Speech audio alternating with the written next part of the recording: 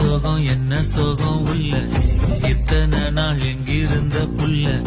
இருள தேடும் வேலைக்கில்ல ஒளியா வந்த எனக்குள்ள